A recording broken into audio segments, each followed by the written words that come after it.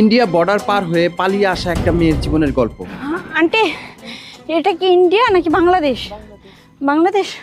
আমি ইন্ডিয়া থেকে আসছি। বাংলাদেশে একটা ছেলের প্রেমে পড়ে মেয়েটি ইন্ডিয়া থেকে বাংলাদেশে পালিয়ে আসে। ভাই দাঁড়ান, ভাই দাঁড়ান দাঁড়ান দাঁড়ান দাঁড়ান দাঁড়ান দাঁড়ান দাঁড়ান। বাংলাদেশে একটা ছেলেকে আমি ভালোবাসি, আর ওর কথা শুনেই আমি বাংলাদেশে আসছি। ওই পাশে আপনি বিজিবি ক্যাম্প পার হয়ে আপনি একটা জায়গায় দাঁড়াবেন, ঠিক আছে? আর ব্যাগের মধ্যে যদি কিছু থাকে তাহলে কিন্তু আমাকে ফাঁসিয়ে দিবেন, ঠিক আছে? ওই যে ডান পাশের রাস্তাটা কিন্তু, হ্যাঁ, কালো রাস্তা, ডান পাশে ওখানে যান। ছোট নদী পার হয়ে বিভিন্ন জঙ্গল পার হয়ে অনেক কষ্ট করে অবশেষে তার সাথে দেখা হয়। ঝামেলায় পড়লাম, এতক্ষণ লাগে নাকি আসতে? না, আমাকে বিপদে ফেলে দিলেন আপনি, বুঝতে পারছেন?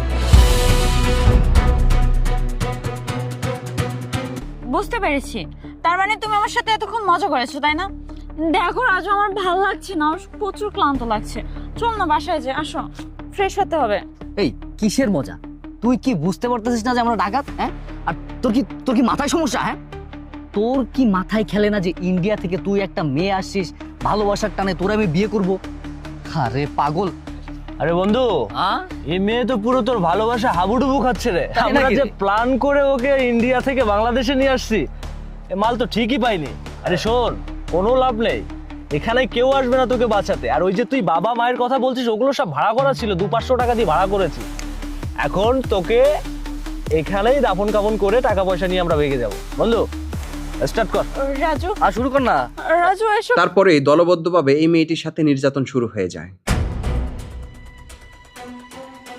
আমার প্রাণ ভিক্ষা দাও, আমি আমার দেশে ফিরে যেতে চাই। দেশে ফিরে যেতে চাস? সেখানে আসা যায় রে, ফিরা যায় না। ধর। এই মেয়েটি কি তার দেশে জীবন নিয়ে ফিরতে পারবে? খুব শীঘ্রই আসতেছে আমাদের সম্পূর্ণ ভিডিওটি। আমাদের চ্যানেলটি সাবস্ক্রাইব করে রাখুন।